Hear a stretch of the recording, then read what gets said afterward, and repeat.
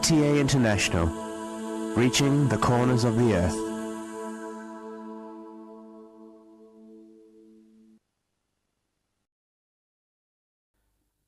اس وقت ہم سیدنا حضرت امیر المومنین خلیفۃ المسیح رابع ایدہ اللہ تعالیٰ بنصر العزیز کا ایک تاریخی خطبہ جمعہ آپ کی خدمت میں پیش کر رہے ہیں حبیبنا صلی علی محمد صلی علی حبیبنا صلی علی محمد صلی علی رسولنا صلی علی محمد صلی علی رسولنا صلی علی محمد صلی علی محمد صلی علی محمد.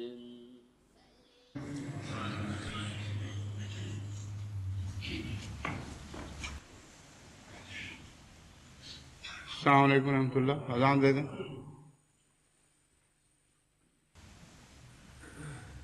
اللہ اکبر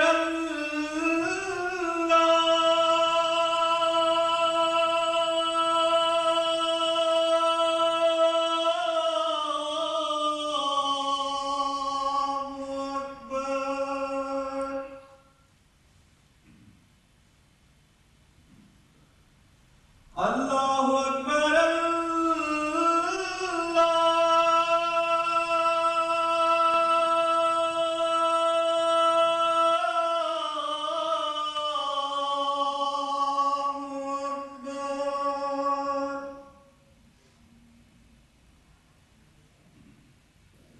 اشہد ان لا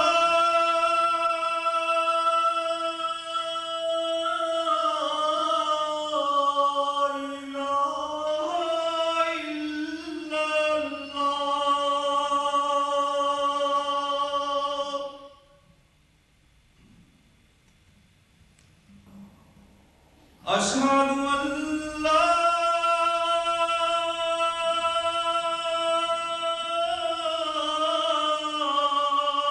إله إلا الله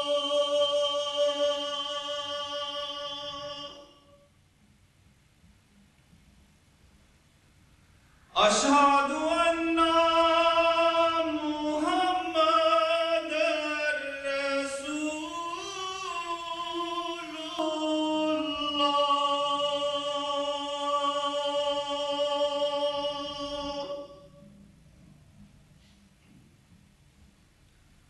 أشهد أن محمد رسول الله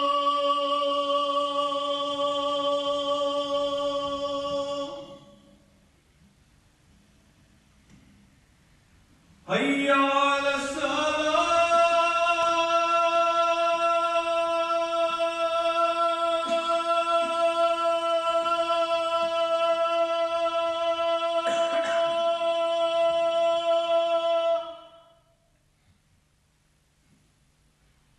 حي على الصلاة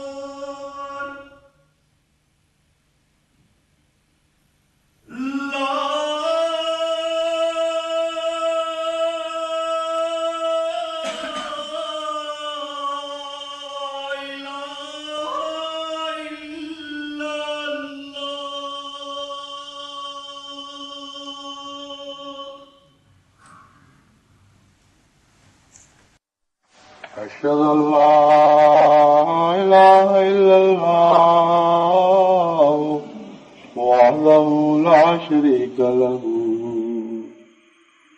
وأشهد أن محمدا عبده ورسوله أما بعد فأعوذ بالله من الشيطان الرجيم بسم الله الرحمن الرحيم الحمد لله رب العالمين الرحمن الرحيم مالك يوم الدين إياك نعبد وإياك نستعين اهدنا الصراط المستقيم صراط الذين أنعمت عليهم غير المغضوب عليهم ولا الضالين.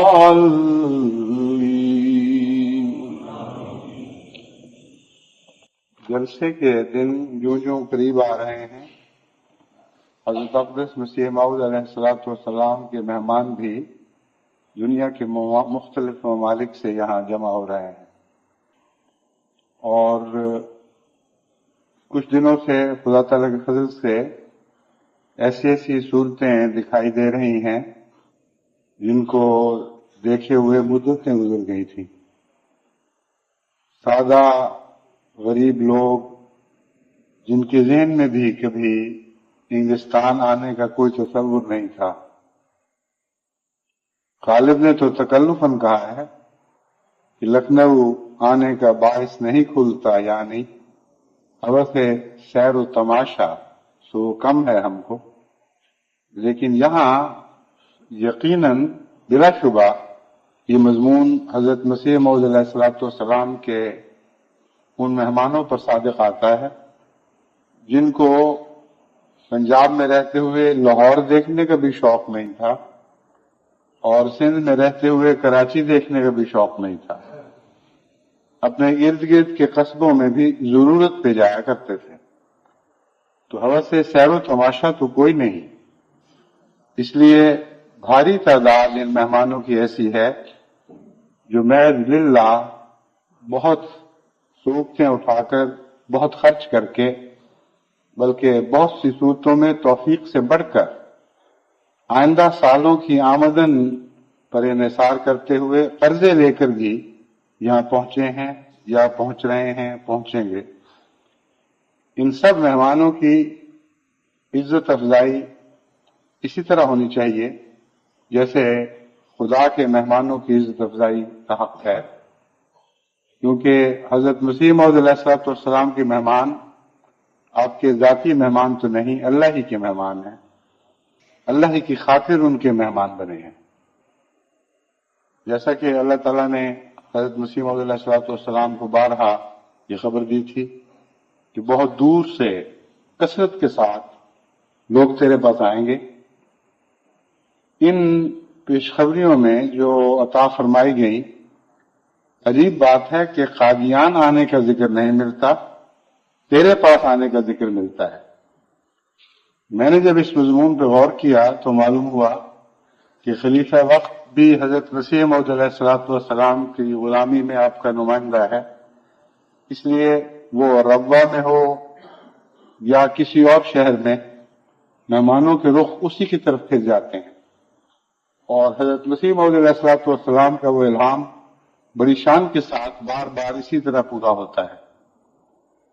لندن کے لوگوں پر سب سے زیادہ مہمانی کا بوجھ پڑتا ہے، لیکن میں جانتا ہوں کہ لندن کے لوگ اس بوجھ کو پھولوں کی طرح ہلکا سمجھتے ہوئے بڑی محبت اور اخلاص کے ساتھ خدمات بجا لاتے ہیں.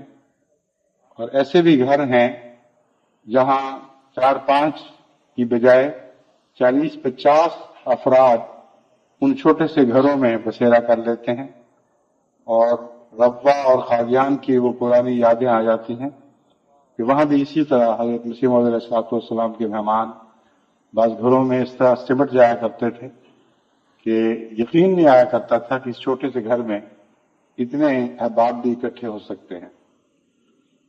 لیکن جیسا کہ قرآنی تعلیم ہے، دونوں طرف کے حقوق ہوا کرتے ہیں، مہمانوں کے بھی حقوق ہیں اور میزبانوں کے بھی حقوق ہیں، اور جلسے سے پہلے جمعے پر عموماً یہی دستور ہے کہ مہمانوں کے فرائض بتائے جائیں اور ان کے میزبانوں کو ان مہمانوں کے حقوق، اسی طرح میزبانوں کے حقوق بتائے جائیں اور میزبانوں کو ان کے فرائض جو میزبانوں سے تعلق رکھتے ہیں وہ تو اللہ تعالیٰ کے فضل کے ساتھ جماعت کے خون میں رس پس چکے ہیں۔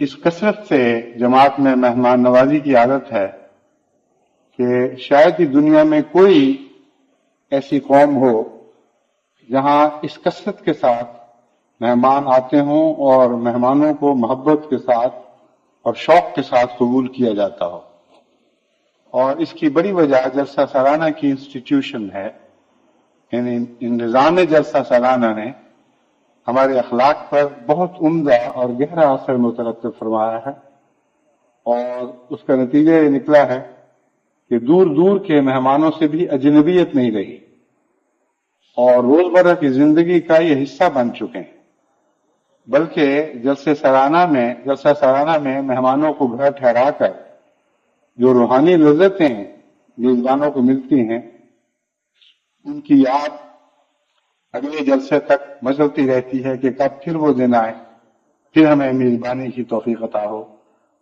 اور دوران سال بھی اس کے نیک اثر ان کے جذبہ مہمان نوازی کو بڑھا کر فزون تر کر کے ان کے روزمرہ کے اخلاق پر اچھا اثر ڈالتے رہتے ہیں۔ بس اس پہلو سے جب میں دنیا کی قوموں پر نظر ڈالتا ہوں تو بلا شبہ پورے یقین سے کہہ سکتا ہوں کہ خدا تعالیٰ کے فضل کے ساتھ مہمان نوازی میں جماعت احمدیہ سے بڑھ کر کوئی تجربہ کار قوم نہیں ہے۔ مہمان نواز تو بہت ہیں، عربوں میں بڑی مہمان نوازی ہے، اور اسی طرح بعض دوسری قوموں میں بھی بہت مہمان نوازی ہے۔ اس لیے میں یہ نہیں کہتا کہ احمدی باقیوں سے بڑھ کر مہمان نواز ہیں، میں یہ کہتا ہوں کہ جتنی مہمان نوازی کا احمدیوں کو تجربہ ہوتا ہے، دنیا کے پردے پر کسی اور قوم کو ایسا تجربہ نہیں، کیونکہ جب ایک دوسرے کے شہروں میں سیر کے لیے بھی جائیں تو بسا اوقات احمدی گھروں میں جگہ ڈھونڈی جاتی ہے، اور احمدی گھر بھی بڑے شوق سے وہ جگہیں سیاحوں کو پیش کرتے ہیں۔ تو اس لیے کیونکہ یہ بہت کثرت کے ساتھ تجربے ہو رہے ہیں اور ان کا اخلاق پر اثر اچھا بھی پڑ رہا ہے اور برا بھی پڑ سکتا ہے، اور آئندہ نسلوں پر بھی اسی طرح اخلاق پر اثرات جاری ہو سکتے ہیں آئندہ نسلوں کے لیے، آئندہ زمانوں کے لیے۔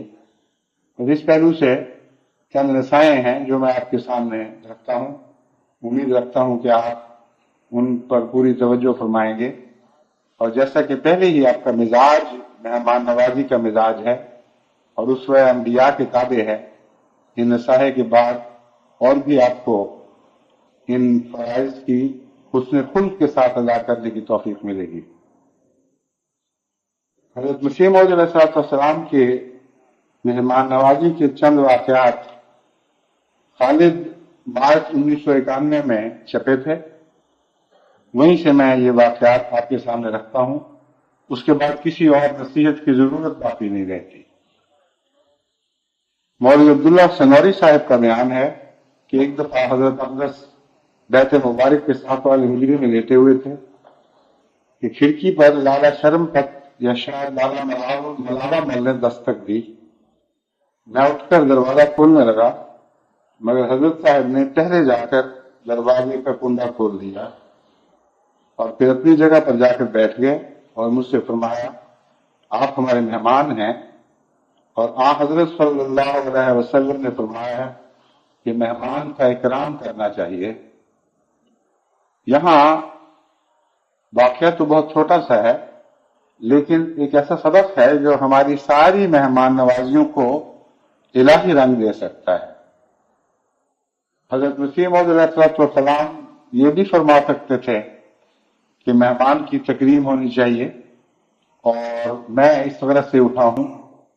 اس صورت میں مہمان نوازی کا سارا صحرا مہمان نواز کے ساتھ باندھا جاتا اور بات وہاں رک جاتی۔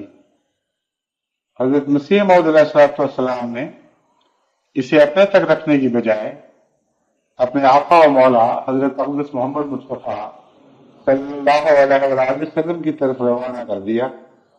وہ خود قبلہ نہ بنے بلکہ قبلہ نما ہو گئے، اور بہت بڑی نصیحت فرمائی ہے کہ اگر تم اس خیال سے حسن خلق کا مظاہرہ کرتے ہو کہ حضرت اقدس محمد مصطفیٰ صلی اللہ علیہ وسلم نے یہ فرمایا یا ایسا کیا کرتے تھے، تو حسن خلق میں ایک مزید حسن پیدا ہو جائے گا، جسے قرآنی اصطلاح میں نور علی نور کہہ سکتے ہیں۔ ایک حسن خلق تو وہ ہے جو آپ کی فطرت سے پھوٹا ہے، آپ کی فطرت کا حصہ ہے، اس میں کسی تصنع کسی بناوٹ کا دخل نہیں۔ اور ایک وہ حسن ہے جو آسمان سے حضرت محمد مصطفیٰ صلی اللہ علیہ وسلم پر نازل ہوا، جس کا ذکر قرآن کریم نے نور علی نور کہہ کر فرمایا، اور اس نور سے ہم حصہ پائیں اور اپنے فطری نور کو اور زیادہ فیصل کر لیں۔ اس صورت میں یہ مہمان نوازی ہی نہیں رہتی بلکہ عبادت بن جاتی ہے۔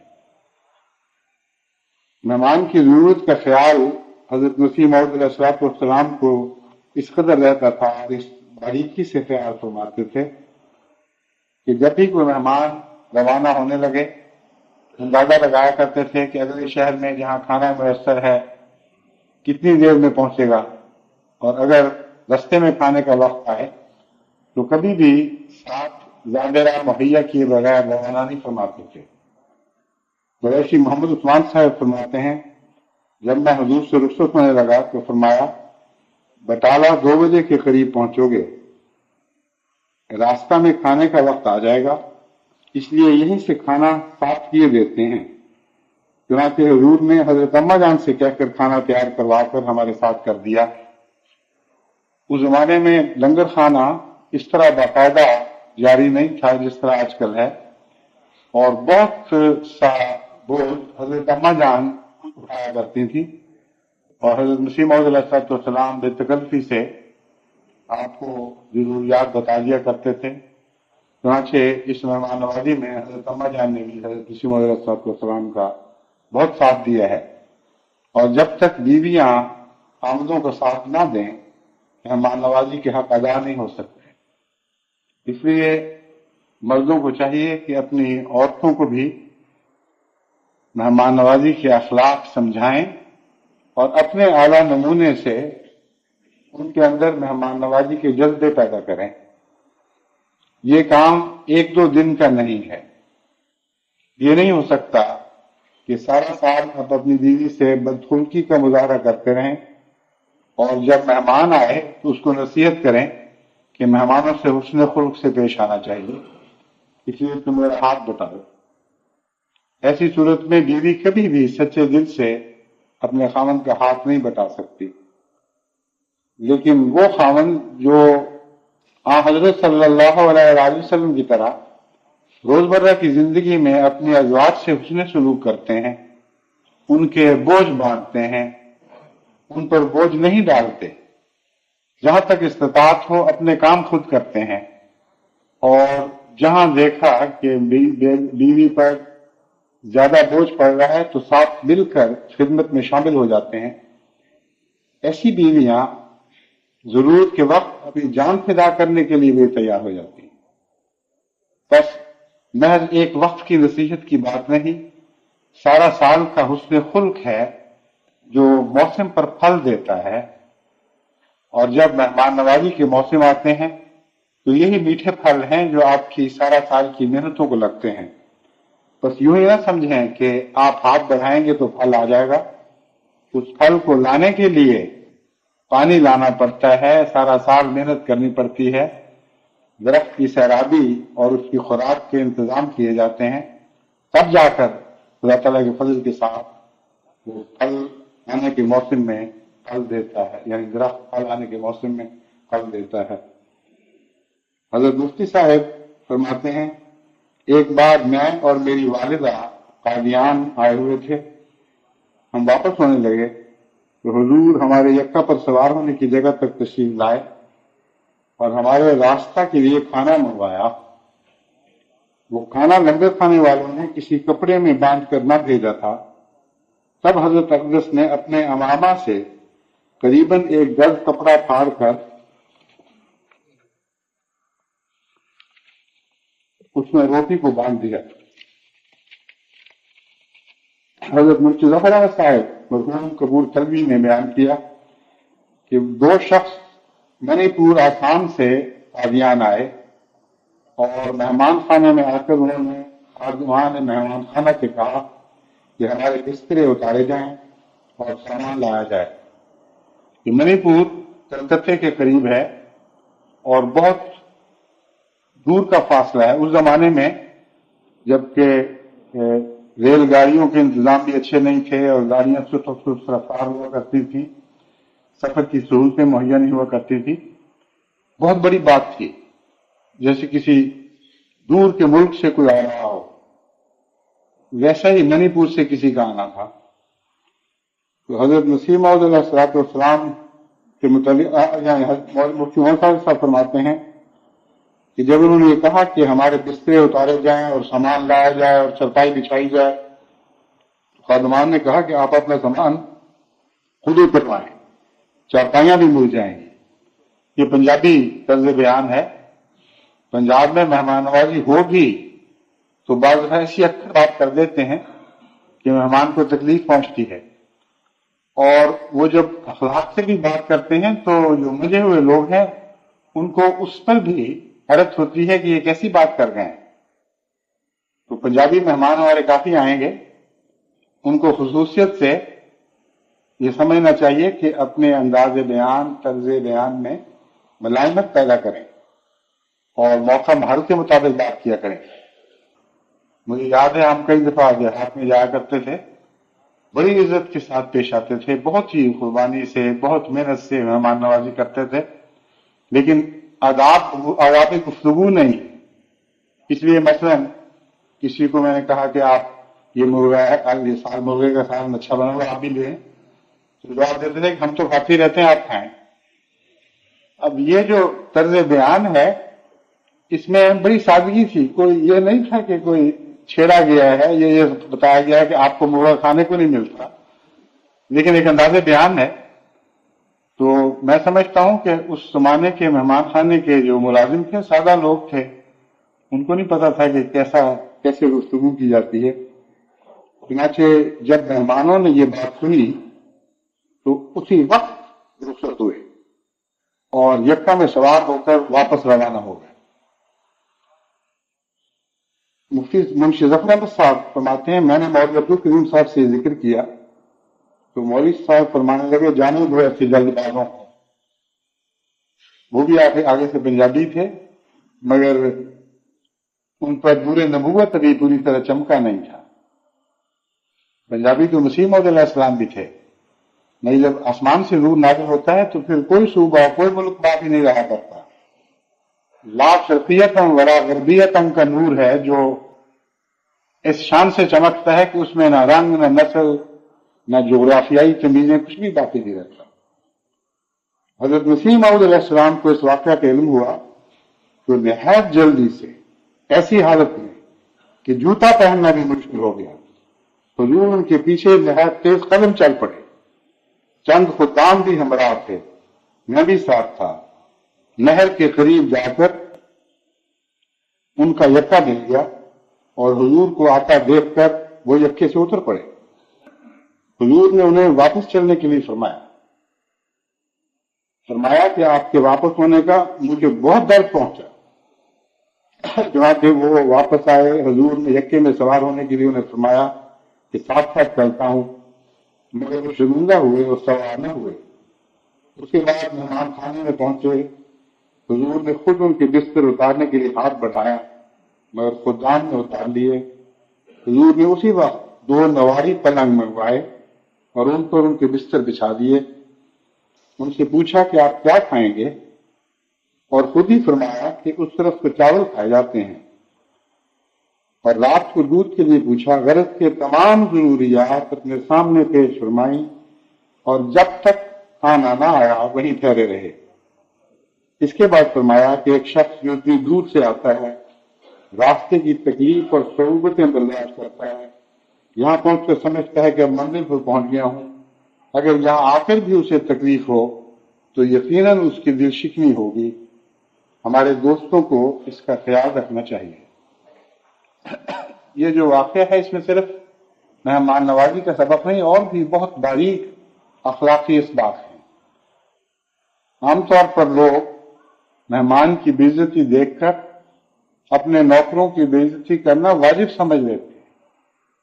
وہ سمجھتے ہیں کہ انہوں نے چونکہ مہمان سے بدخلقی کی ہے، اب ہمارا فرض ہے کہ ان پر برسیں اور اتنا ذلیل اور خوار کریں، ایسی گالیاں دیں، ایسی سزائیں دیں کہ ان کو سمجھ آ جائے کہ آئندہ مہمان سے کیسے سلوک کیا جاتا ہے۔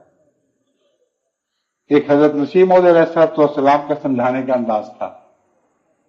ان کو پوچھا کہ نہیں، یہ بھی نہیں پتہ کیا کہ وہ کون لوگ تھے جنہوں نے ایسی بات کی۔ خود روانہ ہوئے، خود سامان اتارنے کے لیے ہاتھ بڑھائے، خود ان کے کھانے کا انتظام کیا، اور جب سب سیر ہو گئے اور طبیعتیں بھر گئیں اور اطمینان نصیب ہو گیا، تب بغیر ان کا نام لیے ایک عمومی نصیحت فرما کر لوگوں کو ایک اعلیٰ درجے کی اخلاقی تعلیم دی۔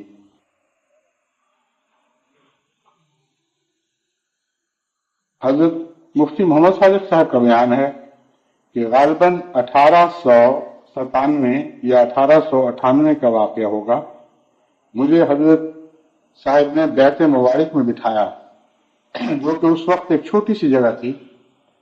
اب تو آپ میں سے بہت سے قادیان ہو آئے ہیں، جلسہ دیکھ آئے ہیں، اللہ کے فضل سے مسجد مبارک بہت بڑی ہو گئی ہے۔ اس وقت ایک چھوٹے سے حجرے کے برابر تھی، چھوٹے سے کمرے کے برابر تھی، حجرہ نہیں لیکن کچھ بڑا کمرہ سمجھ لیجیے۔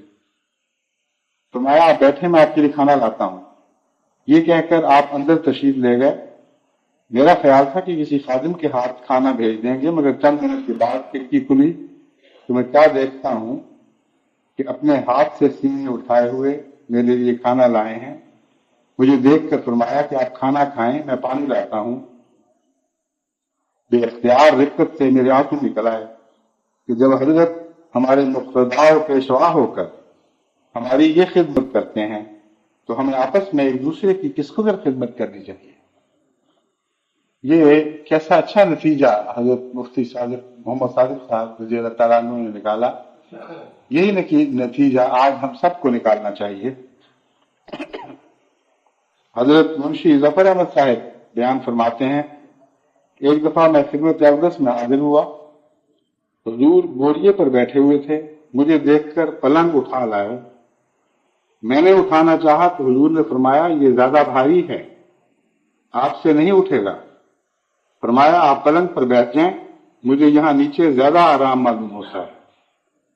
مجھے پیاس لگی تھی، میں نے گھڑے کی طرف دیکھا، وہاں کوئی پانی پینے کے لیے برتن نہیں تھا۔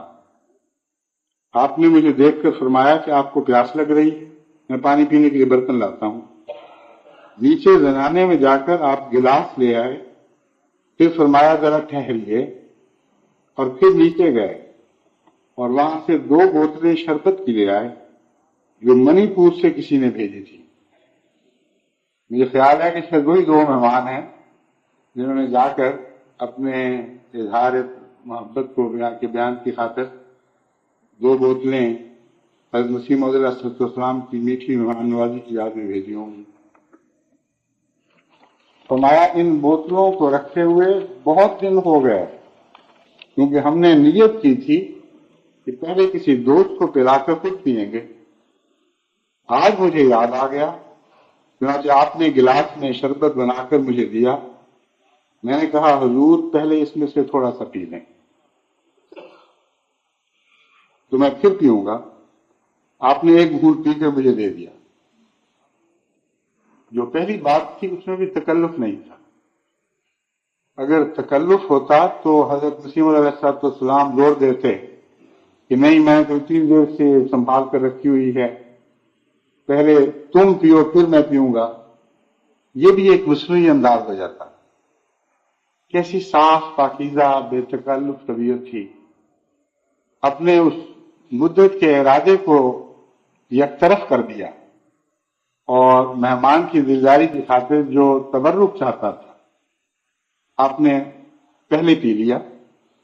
تو گویا پہلے بھی مہمان ہی کی دلداری مقصود تھی, اپنی بڑائی مقصود نہیں تھی. بس جب مہمان جی نے تقاضا کیا کہ پہلے آپ پی لیں تو آپ نے بے تکلف پہلے پی لیا. ایک گھونٹ پی کر مجھے دے دیا اور میں نے پی لیا. میں نے شربت کی تعریف کی. آپ نے فرمایا ایک بوتل آپ لے جائیں اور ایک باہر دوستوں کو پلا دیں. آپ نے ان دونوں بوتلوں سے وہی ایک گھونٹ پیا ہوگا جو میرے کہنے میں مفتی صاحب آگے کٹ گیا مضمون ہے کہ جو میرے کہنے پر آپ نے پیا. ایک دفعہ بڑی رات گئے, ایک مہمان آ گیا, کوئی چارپائی خالی نہ تھی اور سب سو رہے تھے. حضرت نے فرمایا ذرا ٹھہریے, میں ابھی انتظام کرتا ہوں. آپ تشریف لے گئے اور دیر تک واپس تشریف نہ لائے. مہمان نے خیال کیا شاید حضرت بھول گئے ہیں. اس نے ڈیوری میں جھانکا تو دیکھا کہ ایک صاحب چرپائی بن رہے ہیں اور حضرت خود مٹی کا دیا لیے کھڑے ہیں. چرپائی بنی گئی اور مہمان کو دی گئی. ادھر مہمان صاحب عرق کے ندامت میں غرق ہو رہے تھے کہ میں نے آدھی رات کے وقت حضرت کو اس قدر تکلیف دی. ادھر حضرت اقدس عذر فرما رہے تھے کہ معاف کرنا, چرپائی لانے میں دیر ہو گئی. ابتدا میں مہمانوں کا کھانا حضور کے گھر سے ہی آیا کرتا تھا. حضور مہمان کی ضرورت کا خیال رکھتے اور ایسا بھی وقوع میں آیا کہ سردی کے موسم میں حضور نے مہمانوں کے لیے اپنا بستر باہر بھجوا دیا اور خود بغیر بستر کے رات گزار دی. جلسہ سالانہ کے موقع پر بہت سے آدمی اپنے ساتھ بستر نہ لائے تھے. مہمانوں کے لیے اندر سے بستر منگوانے شروع کیے. کارکن عشاء کی نماز کے بعد حضور کی خدمت میں حاضر ہوا تو کیا دیکھتا ہے کہ حضور بنگلوں میں ہاتھ دیے بیٹھے ہیں اور ایک صاحبزادہ لیٹا تھا, اسے شتری چوغا اڑا رکھا تھا. معلوم ہوا کہ آپ نے اپنا لحاف بھی مہمانوں کے لیے بھجوا دیا. میں نے عرض کی کہ حضور کے پاس کوئی کپڑا نہیں رہا اور سردی بہت سخت ہے. فرمانے لگے مہمانوں کو کوئی تکلیف نہیں ہونی چاہیے اور ہمارا کیا ہے, رات گزر جائے گی. پھر وہ کسی سے لحاف مانگ کر اوپر لے گئے تو حضور نے فرمایا کسی اور مہمان کو دے دو, اور باوجود اصرار کے حضور نے وہ لحاف نہ لیا. محترم سیٹھی غلام نبی صاحب نے بیان کیا کہ ایک دفعہ حضرت مسیح موعود علیہ السلام کی ملاقات کے لیے قادیان گیا. سردی کا موسم تھا اور کچھ بارش بھی ہو رہی تھی. میں شام کے وقت قادیان پہنچا. رات کو جب میں کھانا کھا کر لیٹ گیا اور کافی رات گزر گئی اور قریباً 12 بجے کا وقت ہو گیا تو کسی نے میرے کمرے کے دروازے پر دستک دی. میں نے اٹھ کر دروازہ کھولا تو حضرت مسیح موعود علیہ السلام کھڑے تھے. ایک ہاتھ میں گرم دودھ کا گلاس تھا اور دوسرے میں لالٹین تھی. میں حضور کو دیکھ کر گھبرا گیا, مگر حضور نے بڑی شفقت سے فرمایا کہیں سے دودھ آ گیا تھا. میں نے کہا آپ کو دے آؤں, آپ یہ دودھ پی لیں, آپ کو شاید دودھ کی عادت ہوگی اس لیے یہ دودھ آپ کے لیے لایا ہوں. سیٹھی صاحب کہا کرتے تھے, میری آنکھوں میں آنسو امڑ آئے کہ سبحان اللہ کیا اخلاق ہیں. یہ خدا کا برگزیدہ مسیح اپنے ادنا خادموں تک کی خدمت اور ذمہ میں اتنی لذت پاتا ہے اور کتنی تکلیف اٹھتی ہے. یہ جو دو لفظوں میں حضرت سیٹھی صاحب نے, سیٹھی غلام نبی صاحب نے حضرت مسیح موعود علیہ السلام کے اخلاق کا نقشہ کھینچا ہے, یہ بہت ہی معنی خیز ہے. فرمایا کتنی لذت اٹھاتا ہے کتنی لذت پاتا ہے اور کتنی تکلیف اٹھاتا ہے۔ حقیقت یہ ہے کہ مہمان نوازی کی تکلیف میں لذت کو بہت دخل ہے۔ اگر آپ کو لذت محسوس نہ ہو تو آپ مہمان نوازی کے بوجھ نہیں اٹھا سکتے۔ وہ مہمان نوازی جو چٹی محسوس ہو، جو تکلیف دہ ہو، وہ مہمان نوازی ادا کرنا بہت ہی جان جوکھوں کا کام ہے۔ لیکن وہ مہمان نوازی جو لذت پیدا کرتی ہو، اس کے ساتھ بھی ایک تکلیف وابستہ ہے، کیونکہ تکلیف تو بہرحال ہوگی۔ جو وزنی پلنگ اٹھا کر لائے گا، جو راتوں کو بغیر گرم کپڑے کے رات بسر کرے گا، تکلیف تو ہوگی، مگر اس کے مقابل پر ایک لذت ہے جو اس تکلیف پر حاوی رہتی ہے۔ بس حضرت شیخی صاحب کا یہ فقرہ پڑھ کر میں نے بہت لطف اٹھایا کہ حضرت مسیح موعود علیہ السلام کے صحابہ بھی کیسے زیرک تھے اور کیسا عمدہ کلام فرماتے تھے۔ یہ دو لفظوں میں حضرت مسیح موعود علیہ السلام کی ایک خلق کا نہ صرف نقشہ کھینچا بلکہ گہری فطرت کا راز بیان فرما دیا۔ بس آپ کو بھی مہمان نوازی میں لذت پانی ہوگی، اور اس لذت یابی کے لیے مہمان نوازی کو کسی محبوب سے منسلک کر کے مہمان نوازی کریں تو لذت کا راز پا جائیں گے۔ اگر حضرت مسیح موعود علیہ السلام کے واقعات یاد کر کے مہمان نوازی کریں گے تو چونکہ مسیح موعود علیہ السلام سے آپ کو پیار ہے، یہی پیار آپ کے مہمانوں کی طرف منتقل ہو جائے گا۔ حضرت مسیح موعود علیہ السلام بھی اسی طرح لذت پاتے تھے۔ آپ ہمیشہ اپنے آقا و مولا حضرت محمد مصطفیٰ صلی اللہ علیہ وسلم پر نظر رکھتے تھے، اور آپ کی مہمان نوازی کی لذت آپ کو حضور اکرم صلی اللہ علیہ وسلم سے عطا ہوا کرتی تھی، اور یہ رشتے چلتے چلتے لازماً خدا تک پہنچتے ہیں۔ بس ایک وقت ایسا آتا ہے کہ اگرچہ درمیان میں وسیلے تو موجود ہیں، لیکن اچانک وسیلے غائب ہوتے دکھائی دیتے ہیں اور انسان خدا کی حضوری میں آ جاتا ہے اور اس کی لذتیں لافانی ہو جاتی ہیں۔ بس ان لذتوں کی تلاش کریں، انہی کے ساتھ آپ کے حسن خلق میں دوام ہوگا۔ آپ کا حسن خلق آپ کی ذات میں قرار پکڑ جائے گا، آپ کے وجود کا حصہ بن جائے گا۔ اگر بوجھ کے ساتھ اخلاق برتیں گے تو ایک عارضی اور فانی چیز ہوگی، آج آئے اور کل چلے گئے، کسی مشکل وقت میں وہ آپ کا ساتھ چھوڑ دیں گے۔ لیکن جو اخلاق اعلیٰ اور پاک نمونوں سے وابستہ ہو جاتے ہیں، جو دل میں لذت پیدا کرتے ہیں، وہ ہر مشکل کے وقت ساتھ دیتے ہیں اور وفا کرتے ہیں اور کبھی انسان کو نہیں چھوڑتے۔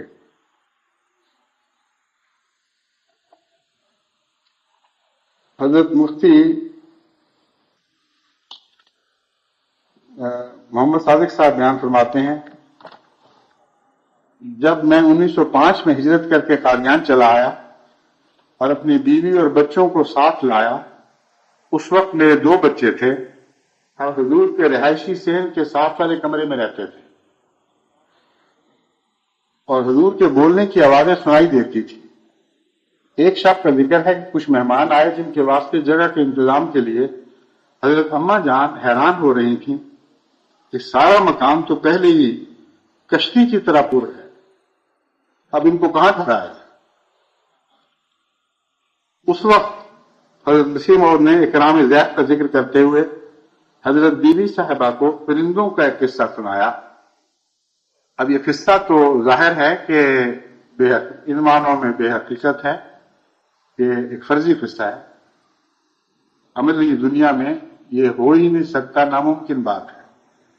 لیکن پرانے زمانے میں یہ رواج تھا کہ قصوں کی صورت میں اخلاقی تعلیم دی جاتی تھی، اس میں جانور بھی باتیں کرتے تھے، بولتے تھے، اعلیٰ خلق کا مظاہرہ کیا کرتے تھے، اور کہانی سننے والے کو ایک اخلاقی سبق نصیب ہو جایا کرتا تھا۔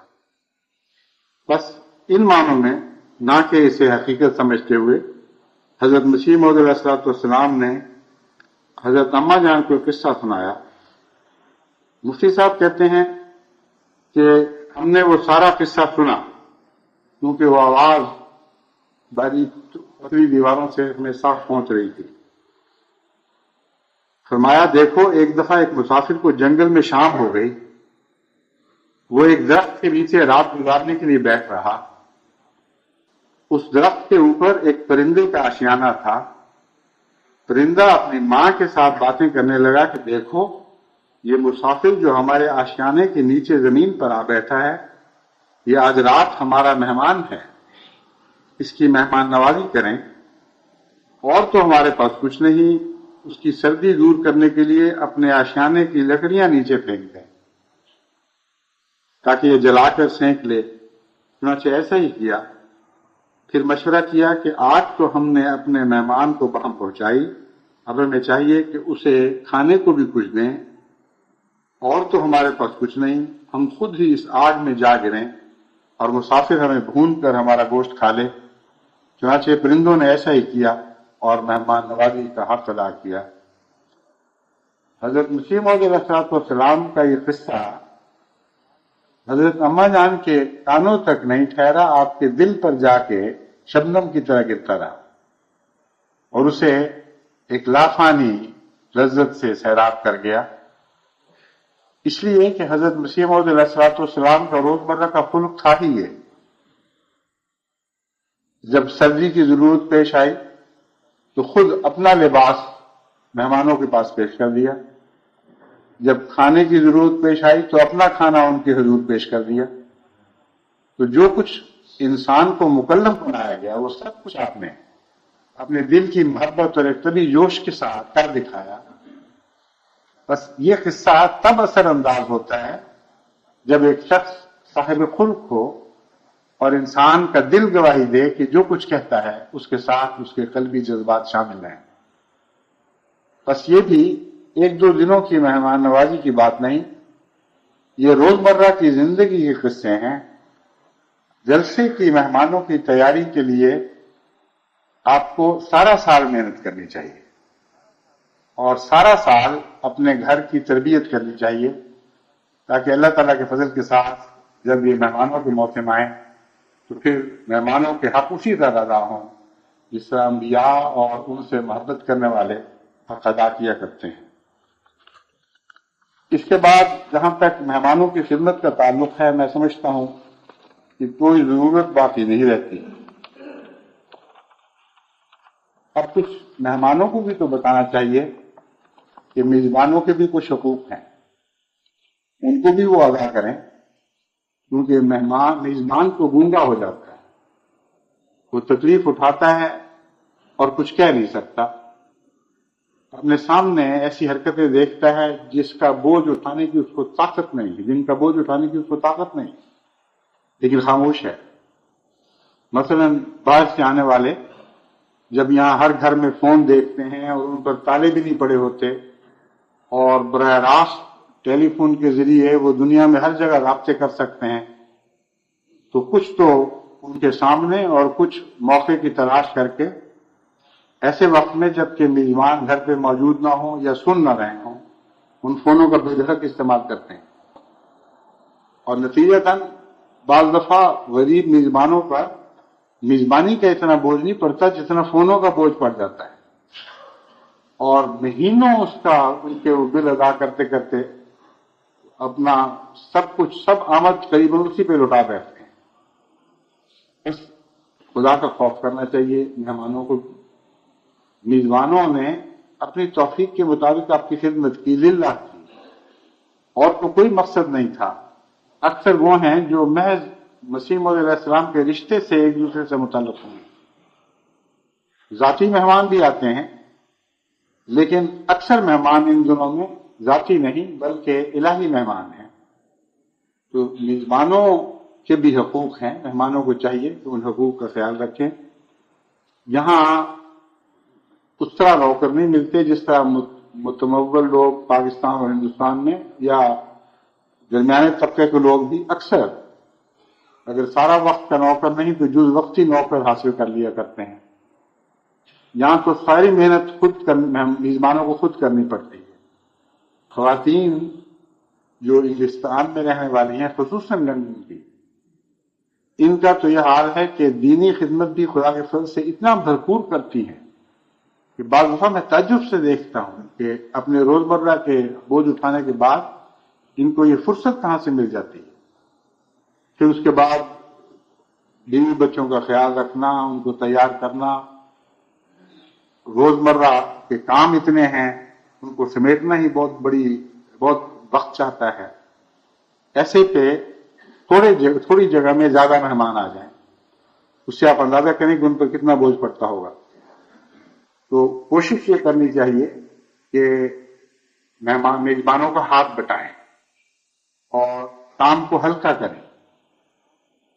ہاتھ بٹانے کے وقت یہ بھی خیال رکھیں کہ بعض دفعہ میزبان یہ پسند نہیں کرتا کہ اس کا ہاتھ بٹایا جائے. ایسی صورت میں زبردستی نہیں کرنی چاہیے.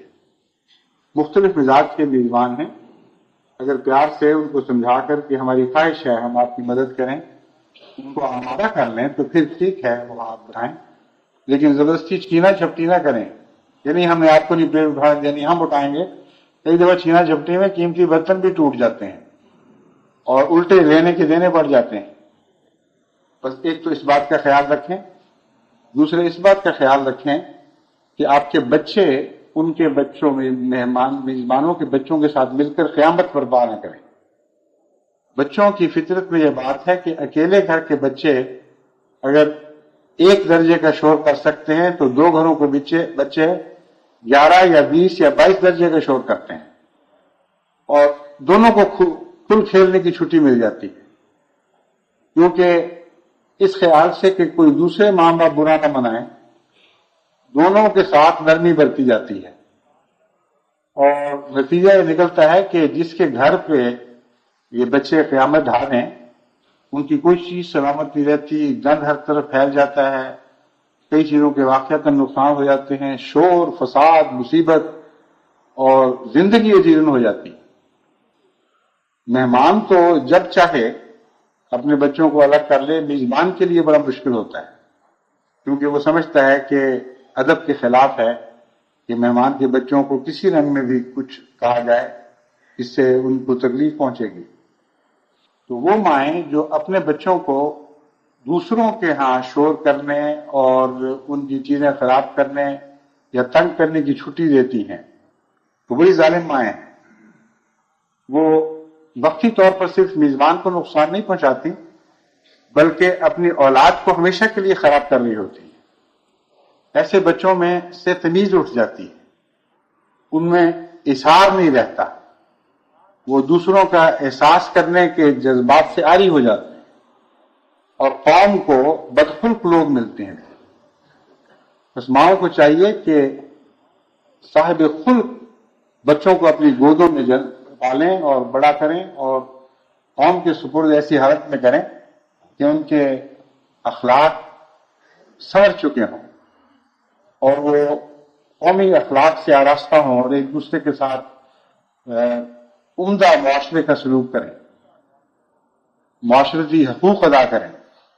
لیکن جیسا کہ میں نے بیان کیا ہے، بچے بچپن ہی میں یہ چیزیں باتیں بگڑا کرتی ہیں. جن ماؤں نے اپنی اولاد کو کھلی چھٹی دے رکھی ہو، جو چاہے کریں، ان کی اولاد لازماً بڑے ہو کے معاشرے کو نقصان پہنچاتی ہے. بس اب جب کہ آپ مہمان بن کے مختلف جگہوں سے آئیں گے، اگر آپ کے بچے ساتھ ہیں تو ان کو لگام دیں اور پوری طرح اس بات کا احساس کریں کہ ان کی وجہ سے کسی دوسرے کو تکلیف نہ ہو. پھر گپوں کی مجالس کا پرہیز کیا کریں. بعض لوگ بیٹھ جاتے ہیں اور لمبی گپوں کی مجالس چلاتے ہیں. یہ رواج آج کا رواج نہیں، یہ انسانی فطرت کے ساتھ تعلق رکھنے والا دیرینہ رواج ہے. قرآن کریم فرماتا ہے کہ جب حضرت محمد مصطفیٰ صلی اللہ علیہ وسلم تم لوگوں کو کھانے پر بلایا کریں تو گپ شپ میں مصروف ہو کر نبی کو تکلیف نہ دیا کرو. آپ اندازہ کریں کہ حضرت صلی اللہ علیہ وسلم کا کتنا گہرا احترام آپ کے غلاموں کو تھا، لیکن گپ شپ کی عادت ایک ایسی گہری عادت ہے کہ جس قوم کو پڑ جائے وہ احترام کے باوجود بھی باز نہیں رہ سکتی. اگر ایسا نہ ہوتا تو قرآن کریم میں خدا تعالیٰ کو واضح طور پر یہ نصیحت کرنے کی ضرورت نہیں تھی. تو آج تو عام روزمرہ کے تعلقات میں وہ احترام کوئی کردار ادا نہیں کر رہا جو عام صلی اللہ علیہ وسلم کے زمانے میں کیا کرتا تھا، اس کے باوجود یہ حال تھا۔ تو یہاں تو ایسا ہوگا کہ بعض دفعہ ساری رات بیٹھ کے گپیں ماری جائیں گی اور صبح ہو جائے گی، اور جن لوگوں نے بیچاروں نے کام پر جانا ہے ان کو مصیبت، وہ اپنے اخلاق کے مظاہرے میں اس کار سے کہ مہمان یہ سمجھیں ہم انہیں چھوڑ کر چلے گئے، ساتھ بیٹھنے پر مجبور ہو جاتے ہیں۔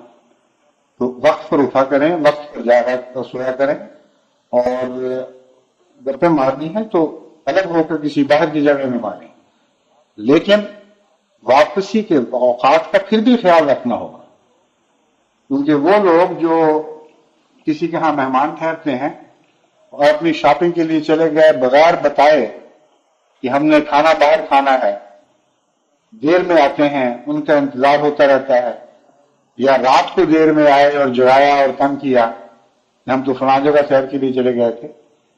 سیریں اپنی جگہ اور انسانی حقوق اپنی جگہ، کسی حق تلف کر کے آپ کو سیر کرنے کا حق نہیں ہے۔ حقوق ادا کریں، پھر یہ نفلی کام ہے جس پہ جیسے چاہیں کریں۔ قرض لینے سے حتی المقدور پرہیز کریں، کیونکہ دیکھا گیا ہے کہ بہت سے باہر سے آنے والے یہاں آ کر وہ مہمانی کا لطف بھی اٹھاتے ہیں اور پھر وقتاً فوقتاً قرض بھی لے جاتے ہیں، اور بسا اوقات یہ کہہ دیتے ہیں کہ آپ کی بچی کی شادی ہے، ہم آپ کو وہاں سے کوئی جہیز بنوا دیں، وہاں بہت اچھا زیور بنتا ہے، وہاں بہت اچھے کپڑے سلتے ہیں، یہاں جو آپ کو 50 پاؤنڈ میں جوڑا ملتا ہے وہ کراچی لاہور سے 10 پاؤنڈ میں مل جاتا ہے۔ تو ایسی باتیں کرتے ہیں، اور یہاں کے بیچارے سادہ لوگ وہ سمجھتے ہیں کہ بہت اچھا موقع ہے، پھر کب نصیب ہوگا، وہ ان کو فرض رکھنے کر دیتے ہیں، اور بعد میں اس وقت پتہ لگتا ہے جب مجھے چٹھی آتی ہے سال کے بعد یا 2 سال کے بعد بعض دفعہ کہ فلاں صاحب تھے، ہم تو یہاں سے ہم نے تو خدمت کی خاطر کی، لیکن جواب ہی نہیں آ رہا وہاں سے، کہاں غائب ہو گئے، کچھ نہیں پتہ لگ رہا، اور بچی کی شادی کے وقت بھی قریب آ رہے ہیں، کوئی کچھ پتہ نہیں وہ پیسے گئے کہاں۔ پھر میں ان کو لکھتا ہوں، تلاش کرتا ہوں، اور بسا اوقات سختی بھی کرنی پڑتی ہے۔ یہ واقعہ نہیں ہونا چاہیے۔ احمدیوں میں یہ بات بہت ہی بےہودہ اور نامناسب ہے، کہاں اعلیٰ اخلاق کے مظاہرے ہو رہے ہیں اور کہاں ایسی بددیانتی اور بدنصیبی کہ جس کے ہاتھ کی روٹی کھا کر گئے ہوں اسی کے ساتھ دھوکہ اور اسی پر ظلم۔ یہ تو بہت ہی زیادہ سفاکی ہے۔ عام حالات میں بھی مالی لین دین میں جماعت کو بہت زیادہ احتیاط کرنی چاہیے۔ کئی دفعہ میں نے خطبات میں نصیحت کی ہے، اور یہ اللہ کا احسان ہے کہ دن بدن جماعت اس معاملے میں سدھر رہی ہے۔ کئی ایسے لوگ ہیں جو پیشہ ور لین دینی کی خرابی کرنے والے ہیں، وہ تو ہیں ابھی بھی، ان کے تو لمبے پیشے ہو چکے ہیں، ان کی عادتوں میں یہ مرغی کی بیماری ایسی پڑ گئی ہے کہ اب رکتی نہیں۔ مگر عام معاشرے میں اللہ کے فضل سے بہت ہی اس بات کا احساس پیدا ہو چکا ہے، اور خدا کے فضل سے احمدی اپنے دیگر معاشرے کے ساتھیوں کے مقابل پر زیادہ لین دین میں صاف ستھرا ہے اور خیال رکھتا ہے، اور میری دعا یہ ہے کہ کوئی بھی ایسا نائندی ہو جو لین دین میں بدمعاملگی کرے، کیونکہ اس کے بہت بد اثرات مرتب ہوتے ہیں، اور لین دین میں بددیانتی کرنے والوں کی اولادیں بھی ناپاک ہو جاتی ہیں، ان میں بے برکتیاں پڑتی ہیں، بہت پھر وہ دکھ اٹھاتے ہیں۔ بعض ایسے ہیں جنہوں نے ساری جائیدادیں اپنی لٹا دی آخر پہ، وہ کنگال ہو کر بیٹھ رہے، اس لیے کہ جب وقت تھا لوگوں کو لوٹا کھایا دیا، اور بعد میں وہ سر چھپاتے پھرتے ہیں، بھاگتے پھرتے ہیں، کہیں ان کو پناہ نہیں ملتی، جھوٹ پہ جھوٹ بولنا پڑتا ہے، ساری زندگی برباد ہو جاتی ہے۔ تو خدا کی قدر تو آتی ہے، مگر اس کے آنے سے پہلے بچ جانا چاہیے، اور خدا کی خاطر اور قوم کے نام اور نمود اور نام کی خاطر، کیونکہ اس قوم کے اخلاق کو دیکھ کر بہت سے ہدایت پانے والے ہدایت پاتے ہیں، اس خاطر کہ اللہ کے لیے ہم اگر اپنے اخلاق کو سنواریں گے تو اللہ کے لیے آنے والوں کے لیے آسانی پیدا کریں گے، لین دین کے معاملات میں صاف ستھرے ہو جائیں، اور آپ کے متعلق کبھی کسی قسم کی کوئی شکایت نہیں آنی چاہیے۔ ایک بات یہ ہے کہ جب آتے ہیں تو پھر جانے کا بھی نام لیا کریں۔ بعض ایسے آتے ہیں کہ آ کے ہو رہے وہیں کے ہو رہتے ہیں اور کچھ سمجھ نہیں آتی میزبان کو کہ میں کیا کروں، کس طرح ان کو سمجھاؤں کہ بہت ہو گیا، تھک گئے ہیں ہم لوگ، اتنی لمبی عادت نہیں ہے، تکلیف ہو رہی ہے، لیکن وہ جانے کا نام ہی نہیں لیتے۔ وہ ایسی کیفیت ہو جاتی ہے جیسے ایک عرب شاعر نے ایک بات کو منظوم کیا ہے، کہتا ہے کہ ایک دفعہ ایک شاعر نے منظوم کی کہانی ہے، اس میں یہ شعر جڑا گیا ہے جو میں پڑھ کے سناؤں گا کہ ایک دفعہ ایک صاحب جن کو بہت کھانے کی عادت تھی، وہ کسی سفر پر روانہ ہوئے، راستے میں کسی کے ہاں ٹھہرے اور اتنا کھاتے تھے کہ جب وہ میزبان روٹی لے کر آتا تھا، سالن کے لیے دوڑتا تھا تو سالن لانے تک روٹی کھا چکے ہوتے تھے، اور جب وہ روٹی کے لیے دوڑتا تھا تو روٹی آنے تک سالن کھا چکے ہوتے تھے، اور ایسے کئی بار ہوتا تھا۔ آخر وہ جانے کا نام ہی نہیں لے رہے تھے۔ مہمان نے اشارتاً ان کو یاد دلانے کے لیے کہ آپ نے روانہ بھی ہونا ہے کہ نہیں، ان سے پوچھا کہ حضور آپ کہاں تشریف لے جا رہے ہیں، کس طرف کا ارادہ ہے؟ تو انہوں نے کہا کہ بات یہ ہے کہ ایک حکیم کا نام سنا ہے کہ معدے کا بہت اچھا علاج کرتا ہے، مجھے بھوک نہیں لگتی تو میں اس کی طرف جا رہا ہوں۔ اس نے کہا ٹھیک ہے میں سمجھ گیا ہوں، لیکن جب آپ واپس تشریف لائیں تو میری ایک درخواست ہے، اسے ذہن نشین رکھیے، یا ضیفنا ان اتنا لوجدتنا نحن الضیوف وانت رب المنزل۔ اے ہمارے معزز مہمان، جب تو دوبارہ ہماری زیارت کرے تو اس حال میں تو ہمیں پائے گا کہ ہم تیرے مہمان ہوں گے، تو ہمارا میزبان ہوگا۔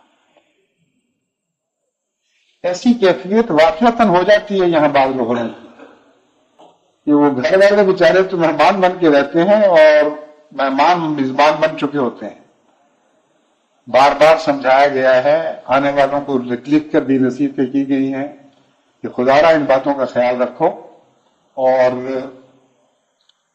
وقت کے اوپر جاؤ، اور صرف میزبانوں کے لحاظ سے نہیں، حکومت کے لحاظ سے بھی جماعت نے جو وعدے کیے ہیں ان کا پاس کرو، کیونکہ ایک فرد کی عزت بھی بڑی احترام کے لائق چیز ہے، لیکن جماعت کی عزت اتنی بالا اور اتنی وسیع ہے اور اس کی اتنی قدر و قیمت ہونی چاہیے کہ اس کے مقابل پر ہر انسان کی ذاتی ضرورتیں قربان ہو جانے کے لائق ہیں، لیکن جماعت کی عزت اور نام کو قربان نہیں کرنا چاہیے۔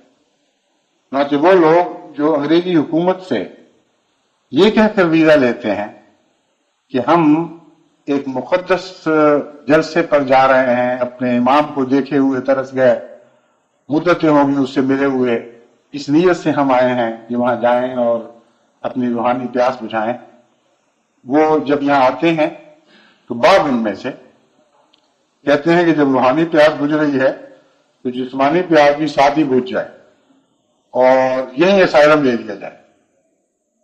بعض مجھے آ کے کہتے ہیں، پوچھتے ہیں، پھر مجھ سے اجازت بھی لیتے ہیں کہ کیوں نہ فائدہ اٹھائیں اور اجازت اسائلم بھی لے لیں ساتھ۔ میں ان سے کہتا ہوں کہ خدا کا خوف کرو، اگر فائدہ اٹھانا ہے تو جماعت سے باہر نکل کے اٹھاؤ۔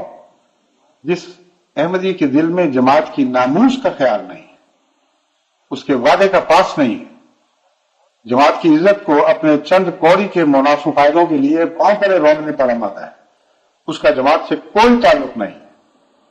اور یہ ایسی سزا نہیں ہے جو فوراً معاف ہو جائے، یہ کبھی معاف نہیں ہوگی، کیونکہ تم نے ساری زندگی کا سودا کر لیا۔ قرآن کریم فرماتا ہے کہ دنیا کے عارضی چند ٹکوں کی خاطر اعلیٰ اقدار کے سودا نہ کیا کرو۔ بس وہ لوگ جنہوں نے ساری زندگی کا سودا کر لیا، وہ انہوں نے تو شیطان کے پاس اپنے آپ کو بیچ دیا، ان کا پھر جماعت سے کبھی کوئی تعلق نہیں ہوگا۔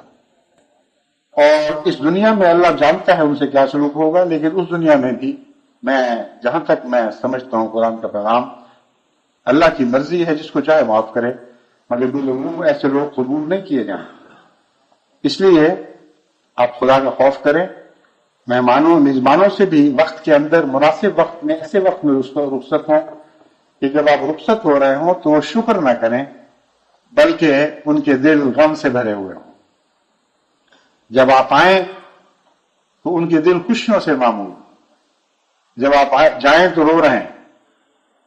ویسی ہی کیفیت ہو جیسے کسی نے ایک بچے کے متعلق ایک شعر کہا ہے کہ اے انسان، تو ایسی حالت میں دنیا میں آیا کہ سب رو رہے تھے، تو اکیلا رو رہا تھا اور سب خوش تھے۔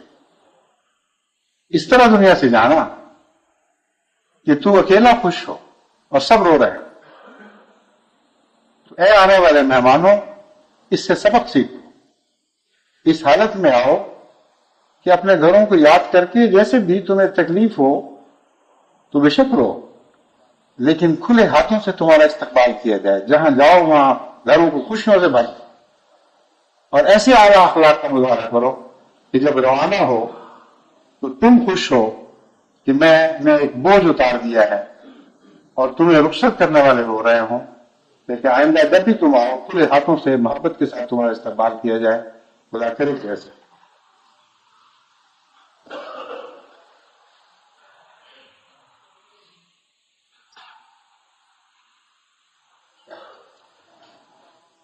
الحمد لله نحمده ونستعينه ونستغفره ونؤمن به ونتوكل عليه ونعوذ بالله من شرور أنفسنا ومن سيئات أعمالنا من يهده الله فلا مضل له